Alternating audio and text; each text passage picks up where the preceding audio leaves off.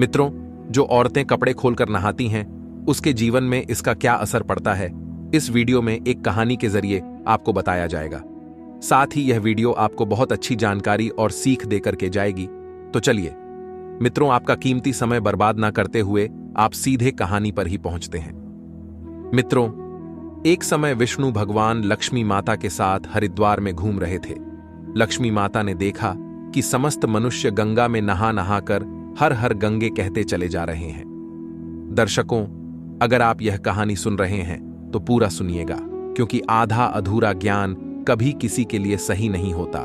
दोस्तों, जब माता ने देखा कि समस्त मनुष्य गंगा में नहा नहाकर हर हर गंगे कहते चले जा रहे हैं, परंतु सभी दुखी और परेशान हैं, तब लक्ष्मी माता ने बहुत आश्चर्य से भगवान विष्णु से पूछा, गंगा में इतनी बार स्नान करने पर भी इनके पाप और दुखों का नाश क्यों नहीं हुआ? क्या गंगा में अब सत्यता नहीं रही?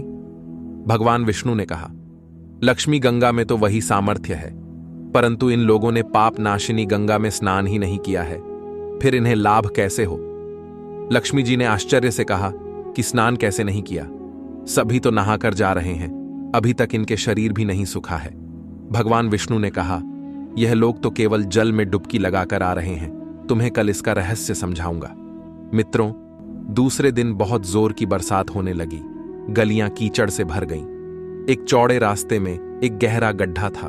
चारों ओर कीचड़ भर रहा था और भगवान विष्णु ने वृद्ध रूप धारण कर लिया और विवश की तरह गड्ढा में जाकर ऐसे बैठ गए जैसे कोई मनुष्य चला चला गड्ढे में गिर पड़ा हो और निकालने की चेष्टा करने पर भी ना निकल रहा हो। लक्ष्मी जी को उन्होंने यह समझाकर गड्ढे के पास बैठा दिया कि देखो, तुम लोगों को सुना सुनाकर यूं पुकारती रहो कि मेरे वृद्ध पति अकस्मात गड्ढे में गिरे पड़े हैं, कोई पुण्य आत्मा इन्हें निकालकर इनके प्राण बचाएं और हम असहाय की सहायता करें। और भगवान विष्णु ने यह भी समझा दिया कि जब कोई गड्ढे में से मुझे निकालने को तैयार हो, तब इतना और कह देना कि मेरे पति सर्वथा निष्पाप है, इन्हें वहीं छुए जो खुद भी निष्पाप हो। यदि आप निष्पाप हैं तो इन्हें हाथ लगाइए, नहीं तो हाथ लगाते ही आप भस्म हो जाएंगे। लक्ष्मी जी स्वामी कहकर गड्ढे के किनारे बैठ गई और आने जाने वालों को सुना सुनाकर भगवान विष्णु जी की सिखाई हुई बात कहने लगी। गंगा में नहाकर लोगों के दल आ रहे हैं और सुंदर युवती को यूं बैठी देखकर कईयों के मन में पाप और कईयों के मन कुछ धर्म का भय हुआ। कई कानून से डरे और कुछ लोगों तो लक्ष्मी जी को यह भी सुना दिया कि मरने दे बुढ़े को, क्यों उसके लिए रोती है। और कुछ दयालु चरित्रवान पुरुष थे, उन्होंने उसे युवती के पति को निकालना चाहा, परंतु लक्ष्मी जी के वचन सुनकर वे भी रुक गए। उन्होंने सोचा कि हम गंगा में नहाकर आए हैं तो क्या हुआ, पापी तो है ही, कहीं सहायता करते समय हम भस्म ना हो जाएं। इस स्त्री के कथन के अनुसार हम खुद भस्म ना हो जाएं। किसी का साहस नहीं हुआ। सैकड़ों आए, सैकड़ों ने पूछा और चले गए। संध्या हो चली, तब भगवान विष्णु ने माता लक्ष्मी से कहा, देखा आया कोई सच्चे हृदय से गंगा में नहाने वाला? तब थोड़ी देर बाद एक जवान हाथ में लोटा लिए हर हर गैंग करता हुआ निकाला। लक्ष्मी जी ने उसे भी वही बात कही। युवक का हृदय करुणा से भर आया। उसने भगवान विष्णु को निकालने की तैयारी की। लक्ष्मी जी ने रोक कर कहा कि भाई, यदि तुम सर्वथा निष्पाप नहीं होंगे तो मेरे पति को छूते ही जल जाओगे। उसने इस समय बिना किसी संकोच के दृढ़ निश्चय के साथ लक्ष्मी जी से कहा कि माता, मेरे निष्पाप होने में तुझे संदेह क्यों होता है? देखती नहीं, मैं अभी गंगा नहाकर आया हूं। भला गंगा में गोता लगाने के बाद भी कभी पाप रहते हैं? मैं अभी तुम्हारे पति को निकालता हूं। युवक ने लपक कर बूढ़े को ऊपर उठा लिया। भगवान विष्णु और लक्ष्मी ने उसे अधिकारी समझकर अपना असली स्वरूप प्रकट कर उसे दर्शन देकर कृतार्थ किया।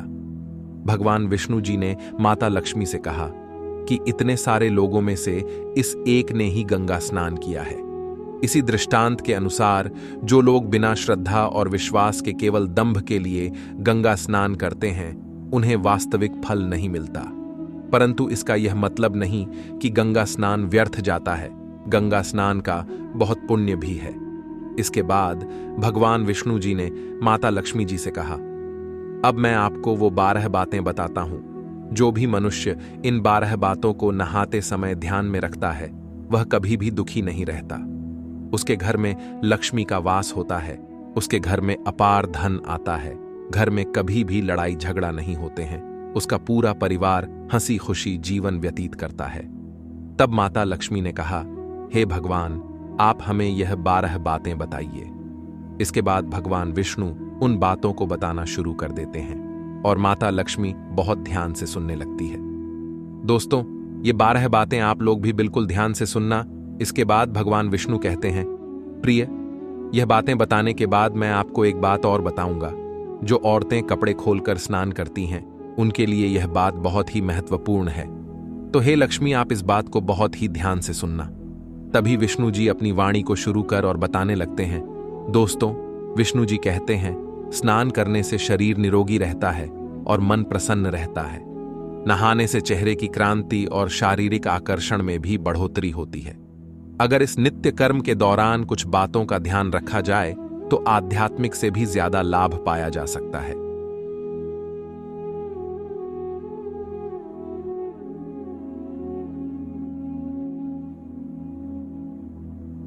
नहाने के समय इन बातों का ख्याल जरूर रखा जाना चाहिए।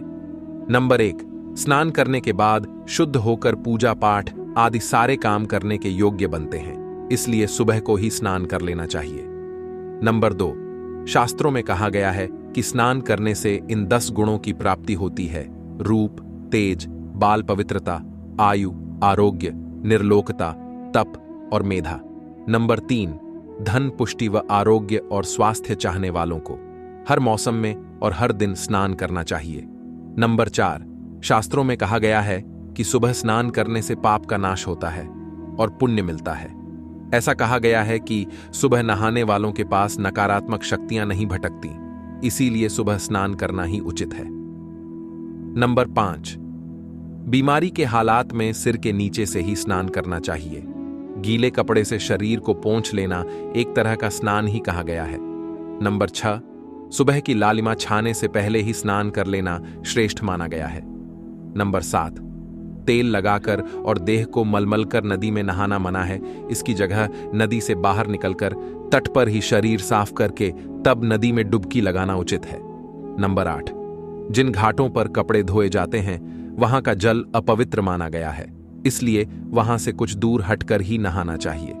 नंबर 9, नदी में 11 या 21 डुबकियां लगाना अच्छा बताया गया है। नंबर 10, पवित्र नदियों में कपड़े निचोड़ने की मनाही है। नदी में किसी तरह की गंदगी नहीं बहानी चाहिए।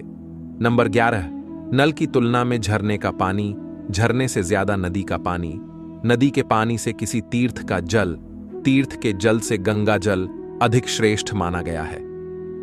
नंबर 12, गंगा माता का कथन है, स्नान करते वक्त कोई चाहे जहां भी मेरा स्मरण करेगा मैं वहां के जल में आ जाऊंगी। इसके बाद भगवान जी ने कहा, अब मैं आपको औरतें के बारे में बताता हूं जो औरतें कपड़े खोलकर स्नान करती हैं।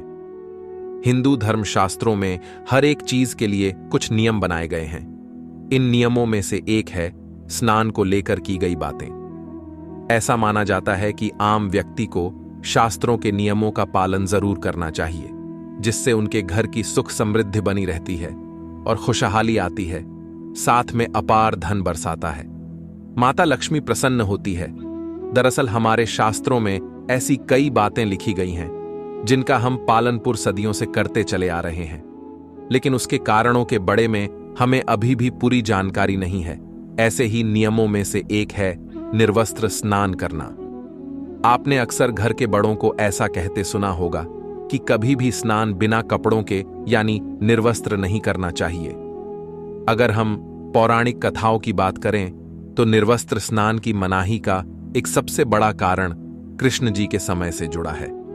पौराणिक कथाओं के अनुसार एक बार जब गोपिकाएं सरोवर में स्नान कर रही थीं और वो निर्वस्त्र थीं, उस समय बालकृष्ण ने गोपियों के सभी वस्त्र छिपा दिए। जब कृष्णा जी ने उनके वस्त्र छिपा लिए और गोपियों ने अपने वस्त्र वापस लेने की प्रार्थना की, तब कृष्ण जी ने उन्हें समझाया कि कहीं भी बिना वस्त्र धारण किया स्नान नहीं करना चाहिए। इससे जल के देवता वरुण का अपमान होता है, इसलिए आपको निर्वस्त्र स्नान न करने की सलाह दी जाती है।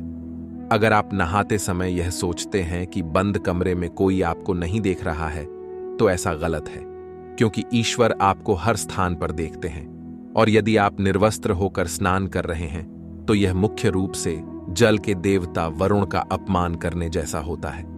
निर्वस्त्र स्नान से आपको पाप लग सकता है और आर्थिक एवं शारीरिक नुकसान पहुंच सकते हैं। यदि आप निर्वस्त्र स्नान करते हैं, तो आपके शरीर में नकारात्मक ऊर्जा प्रवेश करती है और आपकी मानसिकता भी नकारात्मक हो सकती है। इसीलिए हमेशा आपको यही सलाह दी जाती है कि आप नहाते समय कोई एक कपड़ा जरूर धारण करें, लेकिन बिना कपड़ों के स्नान न करें, तभी आपके लिए बेहतर होगा।